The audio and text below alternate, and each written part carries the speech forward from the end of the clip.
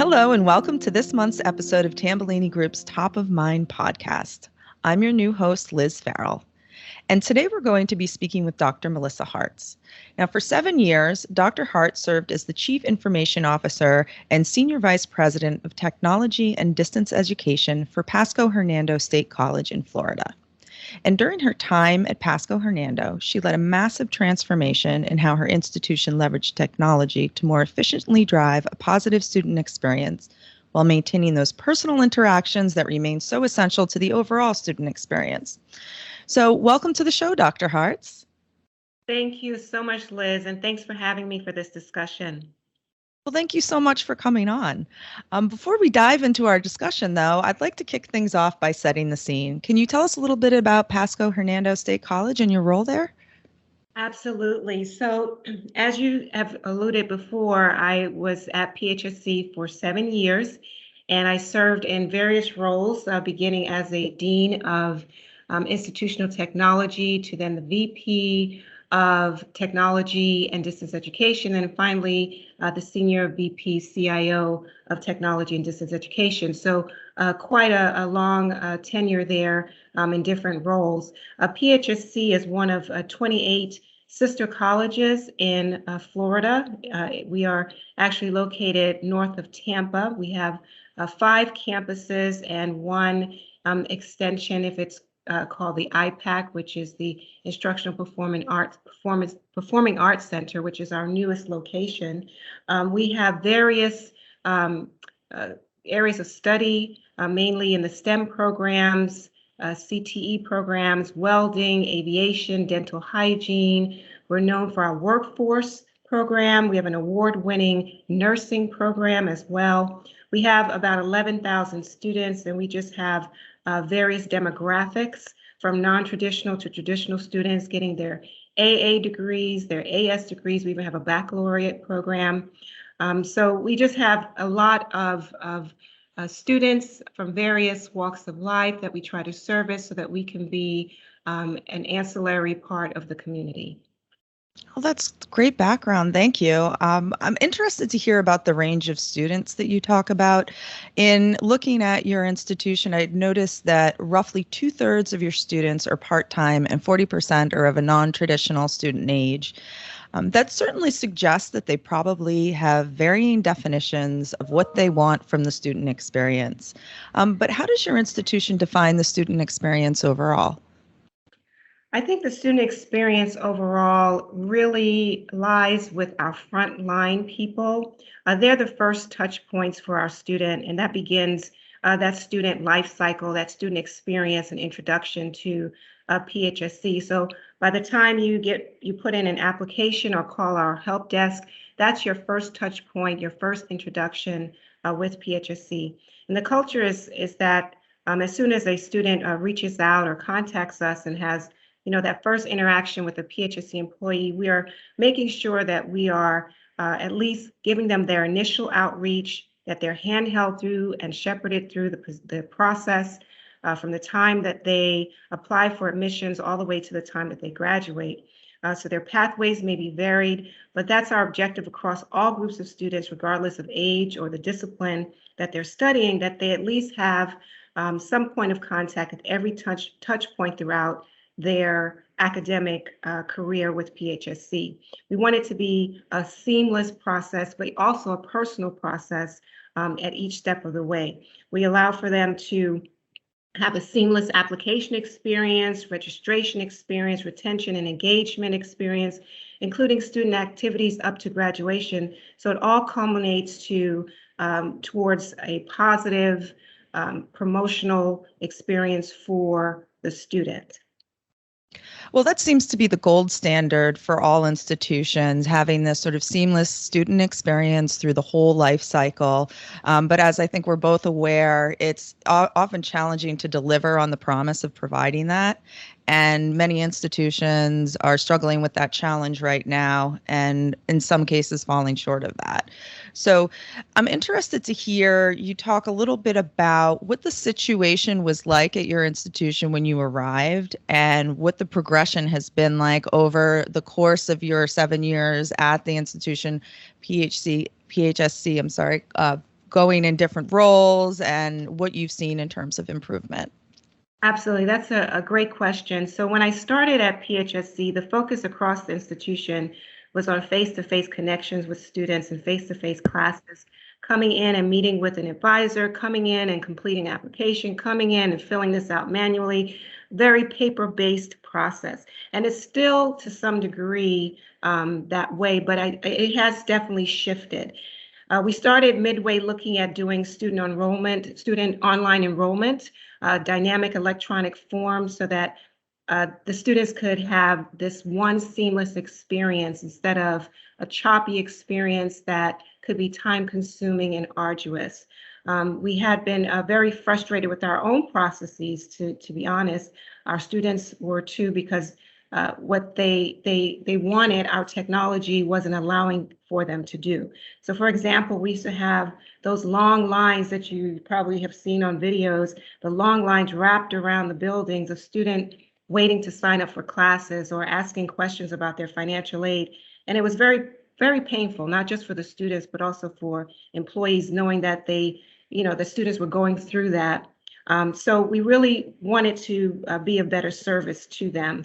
As we gained more knowledge and technology became more advanced, we were able to add, certain things that helped to make the process more efficient, but yet still preserve that one-on-one contact with students as needed.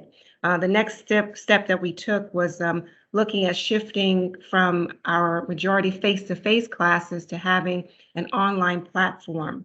That was huge when we decided to move a large percentage of our classes to online to service our students in that way. So we were very well positioned for the pandemic because we had preemptively put many of our classes online. So it was then just a matter of moving the rest of them and providing the tools and resources for everyone to use.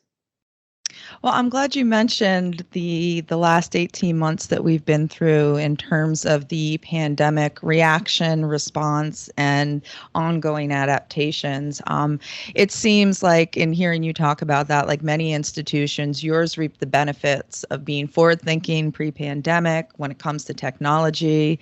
And when we had spoke before, you mentioned an equally, if not more important, mindset shift that happened over the same time period.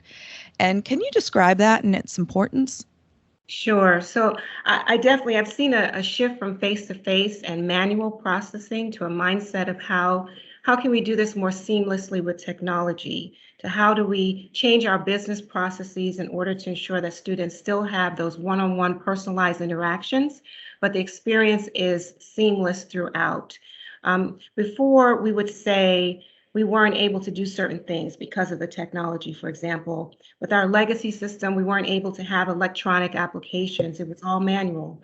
Students would scan and email forms, and that seems like such a long time ago. I mean, I think we're still scanning, but not to the extent that we were before.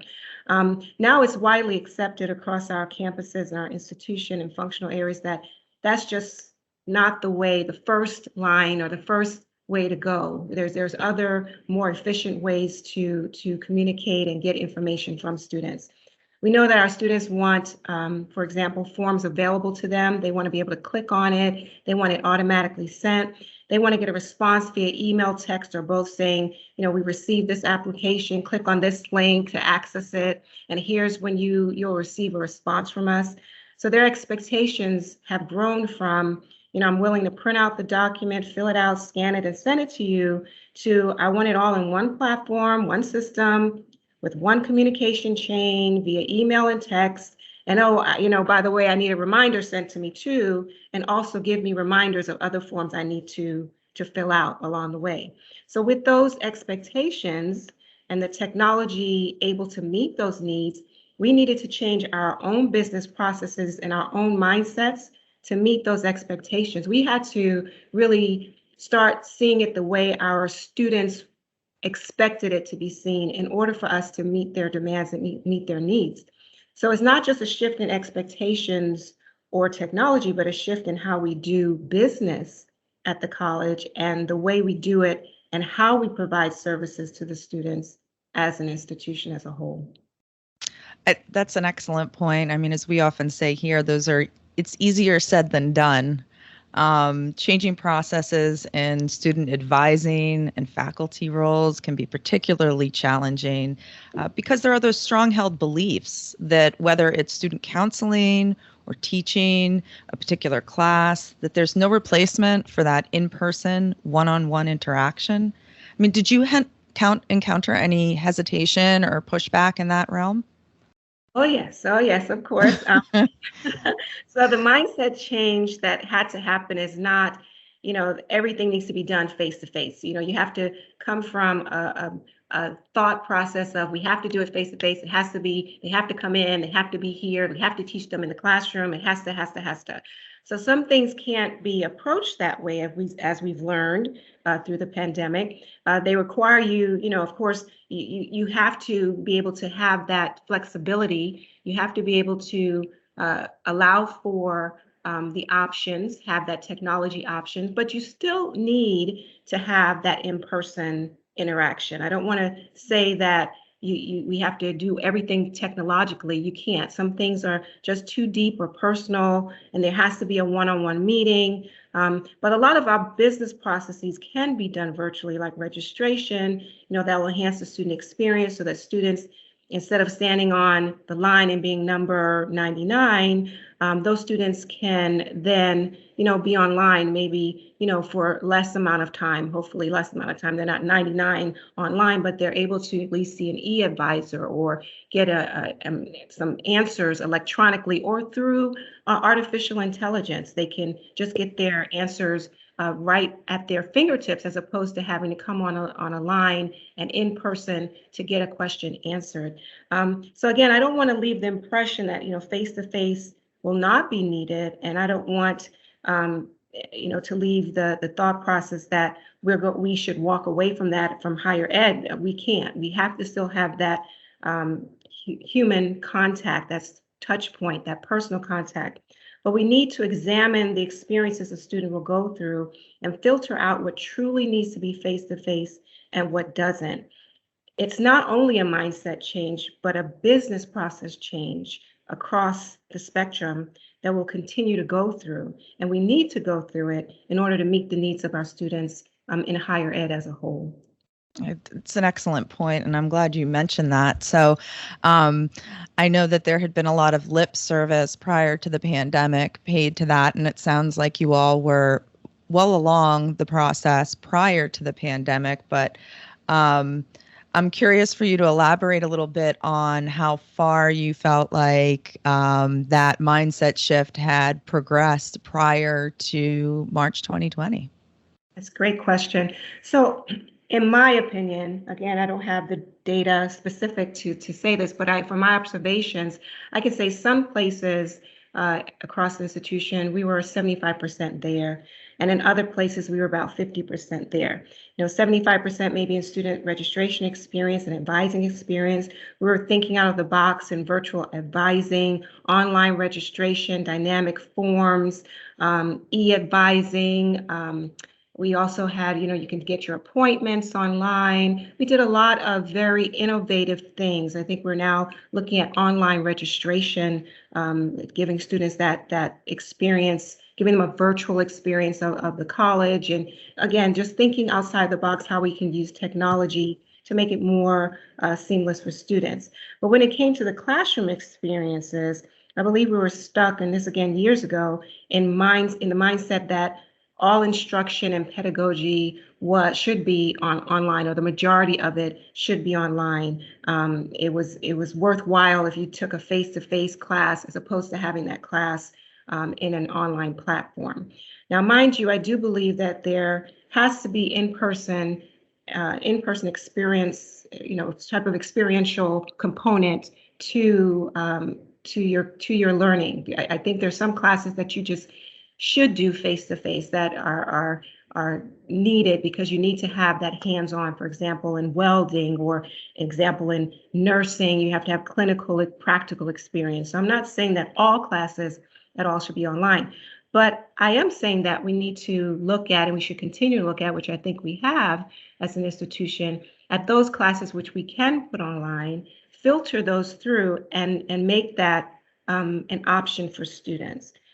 We aren't going to offer it online because it's in person, just because it's in person, but we need to have that balance, if you will. It needs to be some classes are online, some classes are face-to-face. You can have multiple classes. Here's a class online and here's the same class that's face-to-face.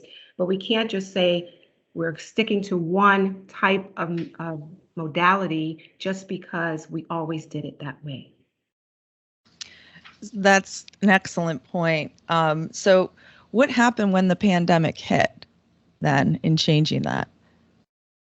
So the pandemic allowed us to take everything to just the next level, to just step it up. So before, and this is not just at PHSC, this was in higher ed. I mean, this was just education, K-12 even. There were all these excuses. And I use that term very lovingly to all my educators and colleagues. But there were excuses in terms of we can't because, we shouldn't because, we may not be able to because. Well, now with the pandemic, we had to. There were no excuses. We just had to. So we had to jump over all of those excuses and obstacles and challenges that we saw and find the possibility and just make it happen. There was no time for excuses. There was no time for debating over it. It just had to happen. And interestingly enough, I remember the day after the governor said that it was a mandate for everything to go to remote. And I was working with my team that weekend on how we were going to do this. This is the instructional technology team. How are we going to put everything online? Sure, we had a lot of classes online, but how are we going to put all of these classes, all of these sections online, over 1,100 to 1,800 courses that we had to put online, thinking in terms of different sections. What's the plan and how will we train our teachers? What resources are we going to provide? How are we going to get the licenses? All of the logistics. And I remember sitting that Monday in an exec team meeting, and everyone who had talked, who I talked to previously years ago, and just encouraged them to continue to put things online and beg them to put courses online, and repeatedly said, please, we have to keep putting more classes online. What can we do? Can we put this class online? What about this one? I was trying to beg and barter. Can this class go online? Can we work all over, over here? Can we do it this way? And here it is. I'm in a meeting with many of these same people who are now saying to me, what are we going to do, Dr. Harts? How are we going to do it? How are we going to put this online? And I'm thinking to myself, before I even answered, the question of what's the plan, I'm thinking to myself, well, had we done more before this point, it would just be a seamless process. We wouldn't have all these questions about what we're going to do and how we're going to do it. We would just be going through and doing it upon the agreed upon steps and processes and protocols that we had already put forward. Now, what we're trying to do is to retroactively, at that time, we were trying to retroactively put in place things that we should have done proactively. So that's an example to show you that the pandemic took away all of the excuses and all of the debatable remarks of, oh, research says, and giving data that says this is the right way to go in terms of face-to-face instruction versus online. All of that language just was wiped off the table of why we can't to why we must. It's an excellent point, and thank you for sharing that.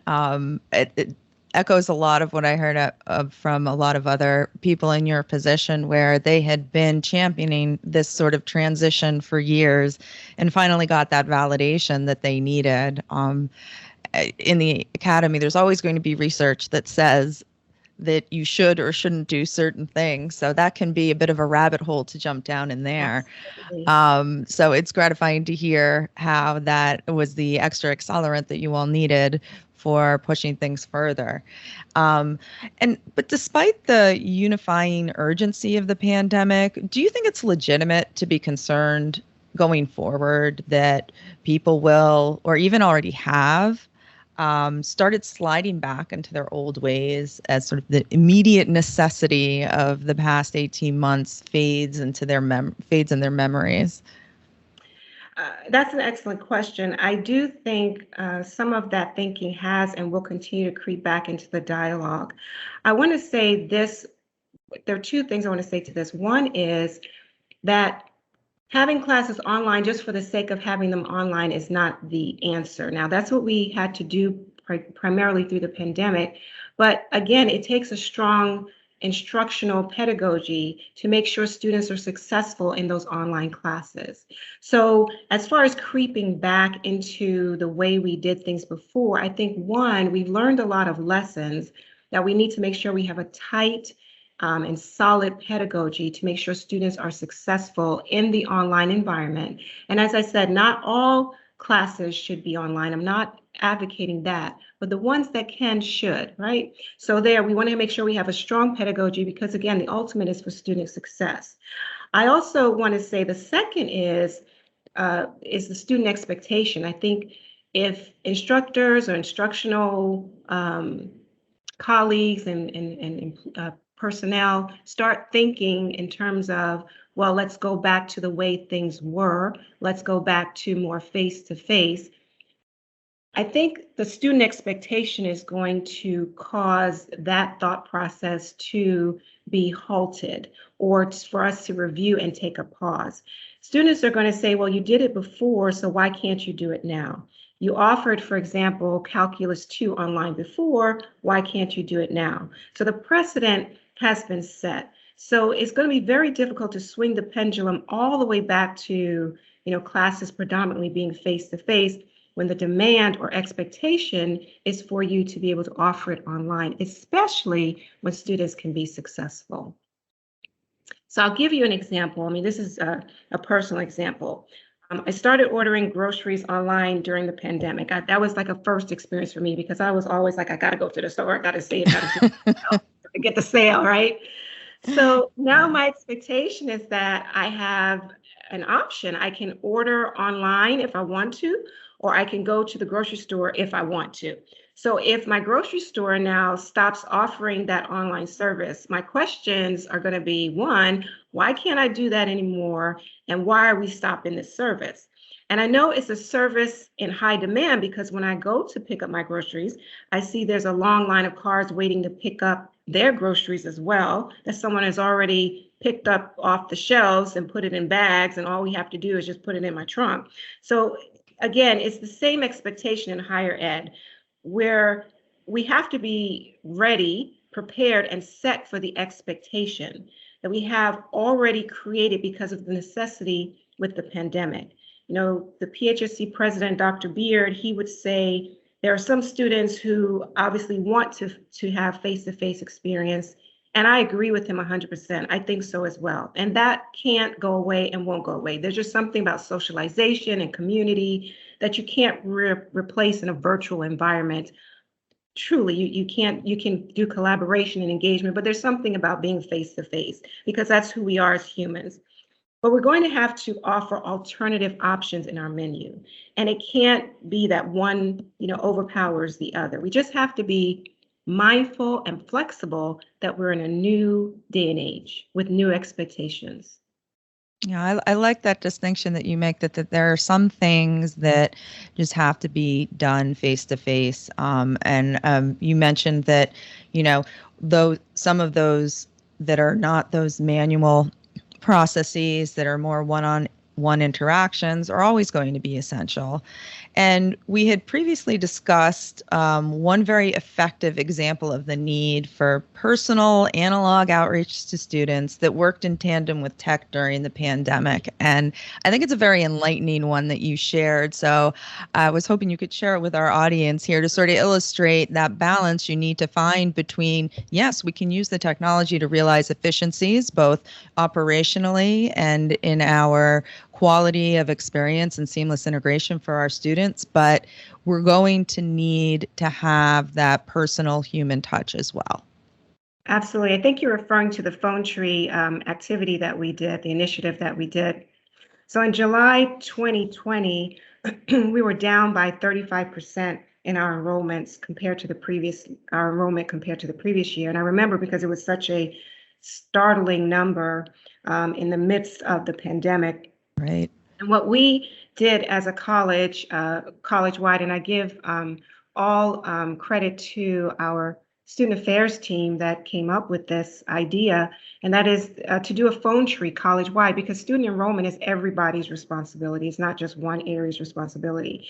Where we called students and we asked them, well, what's going on and how can I help you? And of course, we had scripts, and certain departments and faculty members and just everyone pitched in order to reach out to students and just ask, how are they doing and how we can facilitate them coming back. Now, that had nothing to do with the technology, and it had nothing to do really with virtual advising. I'm sure they got advising when needed and if needed, but it was just everyone coming together, reaching out to students, meeting them where they were. It had to do with that human touch point. I'm here for you. I want to know what's happening so that we can help you. So what students were saying was, either I'm out of work, that's why I'm not coming back. I can't pay for a bus. I can't pay for transportation, much less, thinking about paying for bills. I have medical issues. I'm concerned. I have, I'm overwhelmed by everything that's going on. It's just too much on my plate. And technology was a very small percentage of the issues that students were dealing with. And we had to know that in order to meet their needs. We had to know what those needs were so that we would have the ability to address them. And we wouldn't have been able to address them if we didn't make that contact. So then we did a survey just to make sure that the informal information we were getting back from all of the touch points, that we had the data to match. And the survey was telling us the same thing. But when you hear the stories and the students sharing all of the things that they had to deal with, you can appreciate being reached out to. The student can appreciate, people coming to them, calling them, saying, I noticed you didn't register for class. What's going on? As opposed to a student taking a survey with the technology. It's having that human contact that I think helped us to push those numbers up. And if I remember correctly, our numbers ended up, we were still down, but I think by like 11% comparatively. And I credit a lot of that to that human touch. Again, I'm all about technology, but it's not about a replacement for that student touch point in the student life cycle. It's excellent point, especially with, when we're dealing with these exceptional circumstances and times. You can fill out a survey and feel like, oh, well, I'm one of many being heard. But when you hear from that person at the campus who's showing that compassion and concern, I mean, that just goes such a long way. And it sounds like the numbers definitely bore that out for you all, in a state where we know the numbers were adversely affected. And we know, especially among institutions that serve students with working students, a lot of community colleges and others were especially adversely hit. Having said that, though, you also mentioned that the technology is a part, not a replacement. So even with those one-on-one interactions, can you talk a bit about technology and the role it played in coordinating responses faculty and staff received when making those calls? I mean, this sounded like an all-hands-on-deck effort, and it's great to get all those stories, and I'm sure it was helpful for faculty and staff to hear them as well in motivating and compassion. But how did you take all that personal one-on-one information and translate that into distributing resources that students needed and connecting them with those? Yeah, that's another excellent question. So we did what a lot of colleges across the state did. And so this was a borrowed idea, and that is with that online survey, finding out what the student needs were, we had the quantitative element to get anonymous feedback. We used the Likert scale to have them rate their top issues with questions so that in each topic area, like if it was a psychological need, if it was a financial aid need, or if it's a technology need. So then with the technology need, is that your number one priority? Is it that you don't have Wi-Fi, you don't have equipment, you don't have the infrastructure? So based on the priorities and based on the needs. So we looked first at the priorities. We wanted to address those priorities first, get that solved. And then we went to based on the needs. So we filtered it through two kind of layers. So once we did that quantitative analysis, we were able to take that information and break it down into the different areas of, for example, in my division, technology is an area of equipment or is an area of Wi-Fi access. So when we're able to differentiate what the needs were and the individual students who needed that technology, then we were able to put in a loaner laptop program. We also gave away, we had some refreshed desktops that we gave away. And we did this all through, again, a community effort here. We did this all through each of the campuses and worked with each of those register offices, because they would get the information as well from students. We got information from faculty when students were in class. Again, channeled it all through their individual campuses, got the students the equipment they need. When it came to the Wi-Fi, we were able to get students gift cards, working with the foundation, so that students could pay for their Wi-Fi or give them resources for, discounted Wi-Fi from the providers. So this way they had the technology that they needed in order to do their classes or to attend their classes online.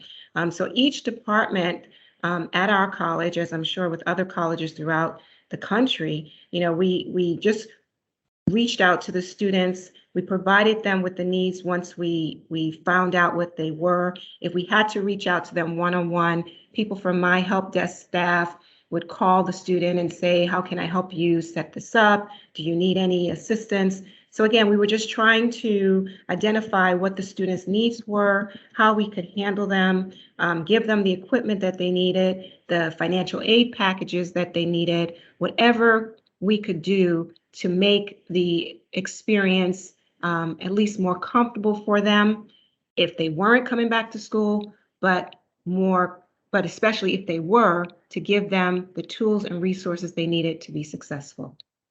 That's what I really like about that example that you provided, is that it involves technology, but the students don't necessarily have to see it. They aren't aware of all that back-end coordination you just cited. It's involved, but it's behind the scenes, like good service in a restaurant. That's correct. And that's a great example, good service at a restaurant, where you don't see how things are being done and being made, but you get the result of it.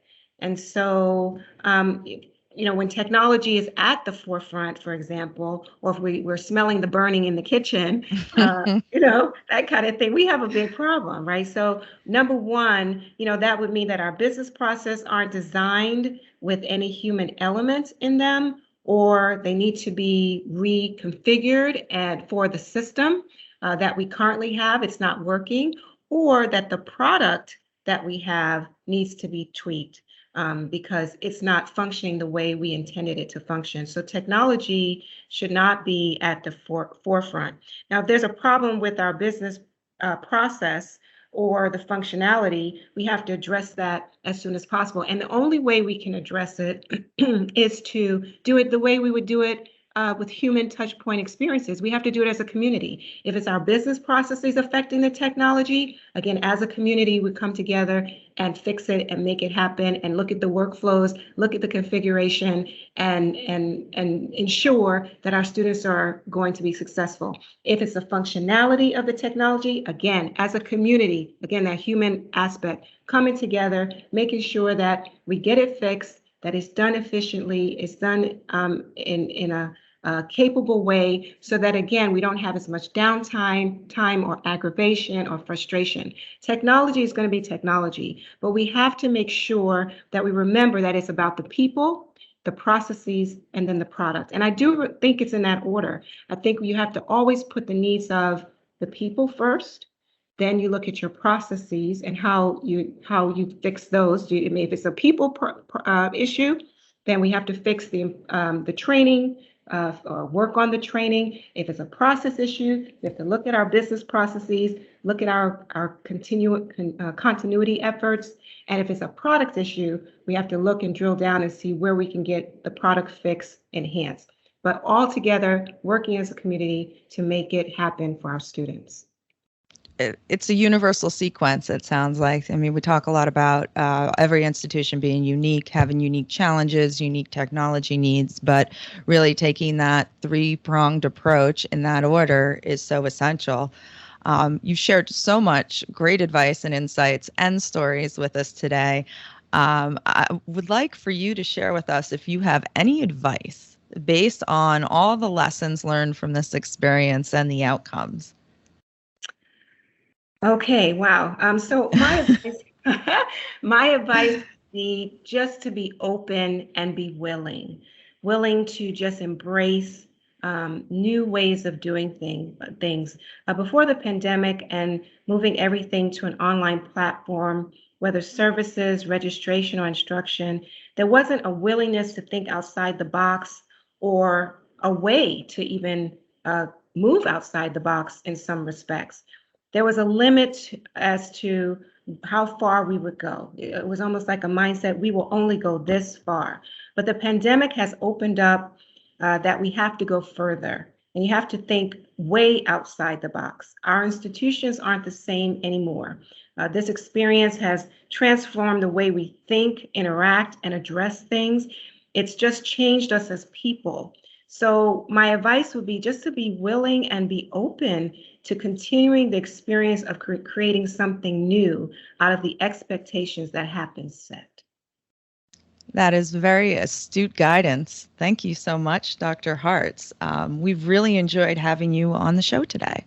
Well, I thank you so much, and I'm humbled to be here, and I appreciate your time. Well, that concludes this month's episode of Tambellini's Top of Mind podcast. Don't forget to check out our other episodes, blogs, and resources at thetambellinigroup.com.